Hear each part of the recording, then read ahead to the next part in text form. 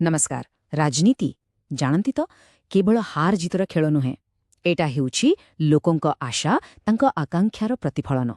तेबे आज आमे ओडिशार करंजिया विधानसभा आसनर फलाफल को टिके गभीर भावे देखिबा।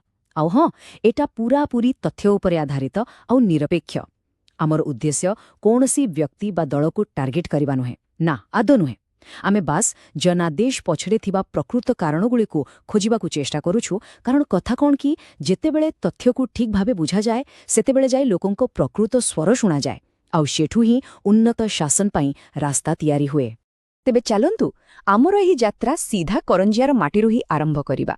देखंतु एटा केवल मानचित्र रे गोटे निर्वाचन मंडली नुहे, ना एटा गोटे जीवंत अंचल। एहार निजरा संस्कृति अछि, निजर इतिहास अछि, आउ लोकंक आखिरे केते कोन स्वप्न अछि।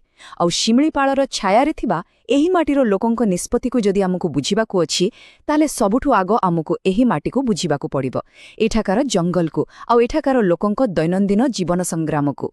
ओके, तेबे चालंतु आम विश्लेषणर प्रथम भागकु। एठी आमे करंजियार सामाजिक, अर्थनैतिक आउ जनसंख्यागत गठनको टिके भल भावे देखिबा, काहेकिना एइटा ही हेउछि एठाकार राजनीतिर मूलदुआ। एई चार्टटाकु देखंतु, एइटा करंजियार पूरा परिचय दे दउछि। एइटा गोटे अनुसूचित जनजातिंक पाई संरक्षित आसन, माने एठी पाखापाखि 2/3 लोक आदिवासी संप्रदायर।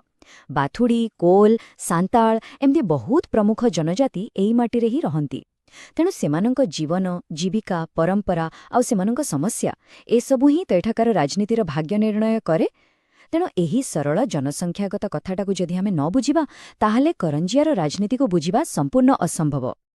अच्छा, तेबे एठाकार लोकंक मुंडरे मुख्य चिंता कौन? केउ कथाटा सेमानंकु प्रतिदिन व्यस्त करे? एई तालिकाटाकु देखिले कथाटा पूरा स्पष्ट होइजिबो। सबुठु बड़ चिंता हेला आजीविका आउ निजुक्ति।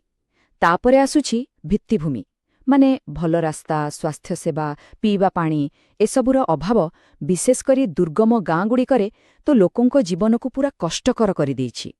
आउ ता सांगकु अछि जंगल ओ जमी उपरे अधिकारर लढ़ेई आउ पिलांक पाई भल शिक्षार अभाव।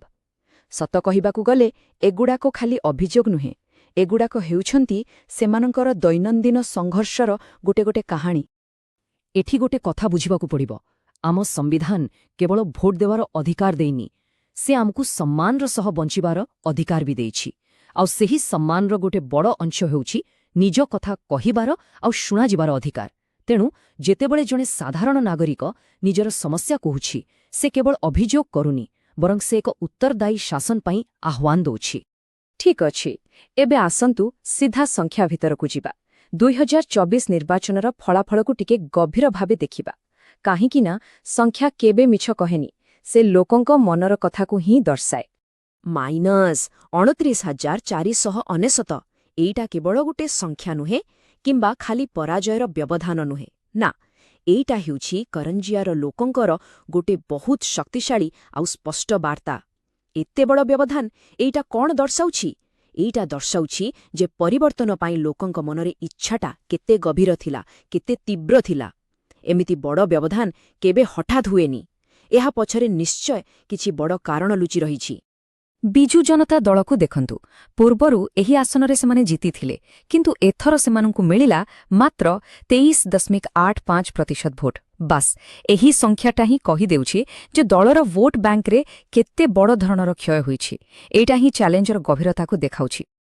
आउ अन्यपटे विजयी होइथिबा भारतीय जनता पार्टीकु मिलिला 43.48% भोट। तेबे देखंतु दुई दल भितरे पार्थक्यटा केते, प्राय 20%। आउ एही पार्थक्य ही पूरा फलाफलकु स्पष्ट करदेला। एहाकु गोटे एकपक्षिया विजय ही कुहाजिब। एई चार्टटाकु आउ टिके भल भावरे देखंतु, एइटा गत 5 वर्षर पूरा कहानी कहि दउछि। 2019 रे देखंतु बिजेडी पाखरे थिला 42.65% भोट, आउ 2024 रे एटा प्राय अधा होइगला, सीधा खसी आसिला 23.85% को, माने पाखापाखि 19% भोट गायब। आउ से समय बीजेपी कौन कला? सेमाने 36.43% रु बढ़ी 43.48% रे पहुंची गले। तेबे यार अर्थ पूरा स्पष्ट, बीजेडी हराइथिबा भोटर बड़ भाग सीधासळख बीजेपी आड़कु जाइछि। ତେବେ ପ୍ରଶ୍ନ ଉଠୁଛି ଏତେ ବଡ଼ ପରିବର୍ତ୍ତନ ହେଲା କେମିତି? ଦେଖନ୍ତୁ, ଏଇଟା କୌଣସି ଜଣେ ବ୍ୟକ୍ତିଙ୍କ ପାଇଁ ହୋଇନି। ଏହା ପଛରେ କିଛି ସିଷ୍ଟମିକ୍ କାରଣ ଅଛି। ପ୍ରଥମ କଥା, ଜାତୀୟ ଲହରୀ ସ୍ଥାନୀୟ ପ୍ରସଙ୍ଗ ଉପରେ ଭାରି ପଡ଼ିଗଲା। ଦ୍ୱିତୀୟରେ, ବୁଥ୍ ସ୍ତରରେ ସାଂଗଠନିକ ଦୁର୍ବଳତା ସ୍ପଷ୍ଟ ଦେଖାଗଲା। ତୃତୀୟ କାରଣ, ଆଦିବାସୀ ଭୋଟ ବ୍ୟାଙ୍କ, ଯାହା ବିଜେଡିରେ ଏକ ପାରମ୍ପରିକ ଶକ୍ତି ଥିଲା, ସେଥିରେ ବହୁତ ବଡ଼ ଫାଟ ସୃଷ୍ଟି ହେଲା। ଆଉ ଚତୁର୍ଥରେ, ବିଜେପିର କଲ୍ୟାଣକାରୀ ଯୋଜନା ଆଉ ଦୁର୍ନୀତି ବିରୋଧୀ ବାର୍ତ୍ତା ଲୋକଙ୍କ ମନକୁ ବେଶୀ ଛୁଇଁଲା। କିନ୍ତୁ ଜାଣନ୍ତି, କୌଣସି ଗୋଟିଏ ନିର୍ବାଚନର ଫଳାଫଳକୁ ଅଲଗା କରି ଦେଖିଲେ ପୁରା ଚିତ୍ରଟା ସ୍ପଷ୍ଟ ହୁଏନି। 2024ର ଜନାଦେଶକୁ ଯଦି ଠିକ୍ ଭାବେ ବୁଝିବାକୁ ଅଛି, ତାହେଲେ ଆମକୁ ଟିକେ ପଛକୁ ଯିବାକୁ ପଡ଼ିବ, ଇତିହାସକୁ ଦେଖିବାକୁ ପଡ଼ିବ।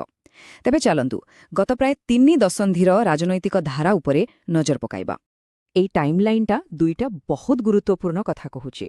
ପ୍ରଥମ କଥା ହେଲା, ବିଜେପିର ବୃଦ୍ଧି ଏଠି କିଛି ହଠାତ୍ ହୋଇନି। ଦେଖନ୍ତୁ, 1995ରେ ହିଁ ସେମାନଙ୍କ ପାଖରେ 24% ଭୋଟ ଥିଲା। ଆଉ 2014 ପରଠୁ ତ ସେମାନେ ଧୀରେ ଧୀରେ କିନ୍ତୁ ଲଗାତାର ଭାବେ ନିଜର ସ୍ଥିତି ମଜବୁତ କରି ଚାଲିଥିଲେ। ଆଉ ଦ୍ୱିତୀୟ କଥା ହେଲା ବିଜେଡିର ଭୋଟ। ଏଥିରେ ସବୁବେଳେ ଉଠାପକା ଲାଗି ରହିଛି। 2004ରେ ଶୀର୍ଷରେ, 2014ରେ ତଳକୁ, ପୁଣି 2019ରେ ଉପରକୁ, ଆଉ 2024ରେ ପୁଣି ସବୁଠୁ ତଳକୁ। ଏଥିରୁ ଗୋଟେ କଥା ପୁରା ସ୍ପଷ୍ଟ, 2024ର ଫଳାଫଳ କୌଣସି ଆକସ୍ମିକ ଘଟଣା ନୁହେଁ, ବରଂ ଗୋଟେ ଦୀର୍ଘମ୍ୟାଦୀ ରାଜନୈତିକ ଟ୍ରେଣ୍ଡର ପରିଣତି। ତେବେ ଏପର୍ଯ୍ୟନ୍ତ ଆମେ ସମସ୍ୟାକୁ ବିଶ୍ଳେଷଣ କଲେ। କିନ୍ତୁ ଜାଣନ୍ତି, ଜଣେ ରଣନୀତିକାରର କାମ ଖାଲି ବିଶ୍ଳେଷଣରେ ସରିଯାଏନି। ଏବେ ସମୟ ହେଉଛି ସମାଧାନର ବାଟ ଖୋଜିବାର। ପରାଜୟରୁ ଶିଖି ଲୋକଙ୍କ ହୃଦୟ ଆଉ ବିଶ୍ୱାସକୁ ପୁଣିଥରେ କେମିତି ଜିତାଯିବ, ସେଥିପାଇଁ ଏକ ସ୍ପଷ୍ଟ ବ୍ଲୁ ପ୍ରିଣ୍ଟସ୍ ଦରକାର। ହଜେ ଯାଇଥିବା ବିଶ୍ୱାସକୁ ଫେରି ଆଣିବାକୁ ହେଲେ ଗୋଟେ ପ୍ଲାନ୍ ଦରକାର, ଗୋଟେ ଟାଇମ୍ ବାଉଣ୍ଡ ପ୍ଲାନ୍। ତେବେ ଏଇଟା ହେଉଛି ଏକ 90 ଦିନିଆ ୱିନ୍ ବ୍ୟାକ୍ ପ୍ରୋଟୋକଲ୍। ପ୍ରଥମେ ତଳୁକୁ ଯାଇ ଲୋକଙ୍କ କଥା ଧୈର୍ଯ୍ୟର ସହ ଶୁଣିବାକୁ ପଡ଼ିବ, କାରଣ ବିଶ୍ୱାସର ଆରମ୍ଭ ସେଇଠୁ ହିଁ ହୁଏ। ତାପରେ କିଛି ଛୋଟ ହେଉଥାଉ ପଛେ ଦେଖାଯିବା ଭଳି କାମ କରି ଲୋକଙ୍କୁ ଭରସା ଦେବାକୁ ହେବ। ତାପରେ ଘରକୁ ଘର ଯାଇ ସମ୍ପର୍କ ବଢ଼େଇବା, ଆଉ ଶେଷରେ ନିର୍ବାଚନ ଦିନ ସେମାନଙ୍କୁ ମତଦାନ କେନ୍ଦ୍ରକୁ ଆଣିବାକୁ ପୁରା ଚେଷ୍ଟା କରିବା। ଏଇଟା ଗୋଟେ ଷ୍ଟେପ୍ ବାଇ ଷ୍ଟେପ୍ ଆଉ ଲଗାତାର ପ୍ରକ୍ରିୟା। ଆଉ ଏଇ କାମଟା ସଫଳ ହେବାକୁ ହେଲେ 2ଟି ସ୍ତରରେ କାମ କରିବାକୁ ପଡ଼ିବ। ଗୋଟେ ପଟେ ସ୍ଥାନୀୟ ପ୍ରାର୍ଥୀ, ଆଉ ଅନ୍ୟପଟେ ଦଳର ହାଇକମାଣ୍ଡ। ପ୍ରାର୍ଥୀଙ୍କୁ ପୂରାପୂରି ମାଟିରେ ରହିବାକୁ ପଡ଼ିବ, ଲୋକଙ୍କ ସୁଖ ଦୁଃଖରେ ସାଥୀ ହେବାକୁ ପଡ଼ିବ, ତାଙ୍କ ସମସ୍ୟାକୁ ନିଜର ଭାବିବାକୁ ପଡ଼ିବ। ଆଉ ହାଇକମାଣ୍ଡଙ୍କ କାମ ହେଲା ଆବଶ୍ୟକୀୟ ସମ୍ବଳ ଯୋଗାଇବା, ସାଂଗଠନିକ ସମର୍ଥନ ଦେବା, ଆଉ ଠିକ୍ ରଣନୀତିକ ମାର୍ଗଦର୍ଶନ କରିବା। ଯେତେବେଳେ ଏଇ 2ଟା ଶକ୍ତି ଏକାଠି ହୋଇ କାମ କରିବେ, ସେତେବେଳେ ଯାଇ ସଫଳତା ଆସିବ। ଓକେ, ଶେଷରେ ଆସନ୍ତୁ ଦେଖିବା ଏ ରଣନୀତିକୁ ଗୋଟେ ଲମ୍ବା ସମୟର ଶାସନ ଆଉ ଯୋଗାଯୋଗର ବ୍ୟବସ୍ଥାରେ କେମିତି ପରିଣତ କରାଯାଇପାରିବ। କାରଣ କଥା ହେଲା, ନିର୍ବାଚନ ଜିତିବା ତ ଗୋଟେ କଥା, କିନ୍ତୁ ଲୋକଙ୍କ ମନରେ ସବୁଦିନ ପାଇଁ ଜାଗା କରିବା ସେଇଟା ଆଉ ଗୋଟେ କଥା। ଆଜିକାଲି ଡିଜିଟାଲ ଯୁଗରେ ଲୋକଙ୍କ ପାଖରେ ପହଞ୍ଚିବା ବହୁତ ସହଜ, କିନ୍ତୁ ଏଠି ଗୋଟିଏ ମୌଳିକ ନୀତି ମନେ ରଖିବା ନିହାତି ଦରକାର, ସହମତି। ଭଲ ଯୋଗାଯୋଗ ପାଇଁ ସହମତି ଅପରିହାର୍ଯ୍ୟ। ଭାରତର ନୂଆ ଡାଟା ସୁରକ୍ଷା ନିୟମ ମାନେ ଡିପିଡିପି ଫ୍ରେମୱାର୍କ ବି ଏହି କଥା କହୁଛି। କାହା ସହ ଯୋଗାଯୋଗ କରିବା ଆଗରୁ ତାଙ୍କର ଅନୁମତି ନେବା ଉଚିତ। ଆଉ ରାଜନୀତିରେ ବି ଏହି ନୈତିକତାକୁ ପାଳନ କରିବା ଦରକାର, କାରଣ ଲୋକଙ୍କ ଗୋପନୀୟତାକୁ ସମ୍ମାନ ଦେବା ହିଁ ପ୍ରକୃତ ସମ୍ମାନ। ଆଉ ଆଜିର ଟେକ୍ନୋଲୋଜିକୁ ଲୋକଙ୍କ ସେବାରେ ବହୁତ ଭଲ ଭାବେ ଲଗାଯାଇପାରିବ। ଯେମିତିକି ହ୍ୱାଟ୍ସଆପ୍ରେ ଛୋଟ ଛୋଟ ଗ୍ରୁପ୍ କରି ଠିକ୍ ସୂଚନା ଦିଆଯାଇପାରିବ। ସୋସିଆଲ ମିଡିଆରେ ସ୍ଥାନୀୟ କଳା, ସଂସ୍କୃତି ଆଉ ସଫଳ କାହାଣୀକୁ ଦେଖେଇ ଲୋକଙ୍କୁ ଯୋଡ଼ି ହେବ। ଆଉ ସବୁଠୁ ଗୁରୁତ୍ୱପୂର୍ଣ୍ଣ କଥା, ସ୍ଥାନୀୟ ଆଦିବାସୀ ଭାଷାରେ ରେଡିଓ ଆଉ ଫୋନ୍ ମାଧ୍ୟମରେ ବାର୍ତ୍ତା ପହଞ୍ଚାଇବା, ଯେମିତି କେହି ବି ସୂଚନାରୁ ବଞ୍ଚିତ ନ ହେବେ। ଆଉ ହଁ, ଗୋଟେ ହ୍ୱାଟ୍ସଆପ୍ ହେଲ୍ପଲାଇନ୍ ତ ନିଶ୍ଚୟ ରହିବା ଦରକାର, ଯାହା ଲୋକଙ୍କର ଅଭିଯୋଗ ଶୁଣିବା ପାଇଁ ସବୁବେଳେ ଖୋଲା ଥିବ। ତେବେ ଏତେ ସବୁ ରଣନୀତି, ଯୋଜନା, ଡାଟା, ଏସବୁ ପରେ ଶେଷରେ ଗୋଟେ ହିଁ ମୌଳିକ ପ୍ରଶ୍ନ ଆସି ଠିଆ ହୁଏ।